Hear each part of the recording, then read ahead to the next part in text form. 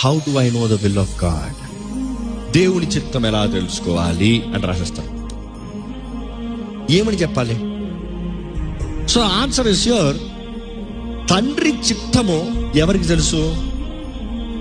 పరిశుద్ధాత్మకు తెలుసు. తండ్రి చిత్తం నీకు ఎలా తెలియజేయబడుతుంది? తండ్రి హృదయ తలంపులు ఎరిగి ఉన్న ఆత్మ, తన ఆత్మ, ఈ ఆత్మ ఏం చేస్తాడంట, మన ఆత్మతో కలిసి he will reveal to your spirit the thoughts of God is revealed to your spirit through the Holy Spirit, not to your mind, to your spirit. నీ ఆత్మకి తెలియజేస్తాడంట తండ్రి తలంపుల్ని ఎరుగున్న ఆత్మ. అంటే పరిశుద్ధాత్మతో నీ సహవాసం కలిగి ఉంటేనే కానీ తండ్రి చిత్తం ఏంటనేది నువ్వు తెలుసుకోలేవు. until you have the relationship with the Holy Spirit, you can never know the will of God. ఎందుకంటే the revealer is the Holy Spirit.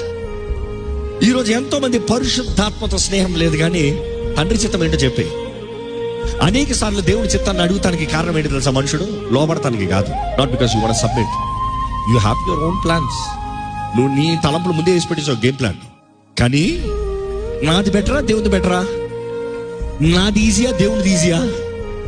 లేకపోతే మన దాంట్లో అది కలుపుకోదాంలే, దాంట్లో టచ్ చేసుకుని పోదాంలే. You see, that is not the way. God wants 100% submission, not 50% submission. ఏదో కొంచెం లోపడతాం కాదు, సంపూర్ణ పరిపూర్ణ సమర్పణ. అలాంటి వారికే దేవుడు తన ఆత్మ ద్వారా తెలియజేస్తాడంట.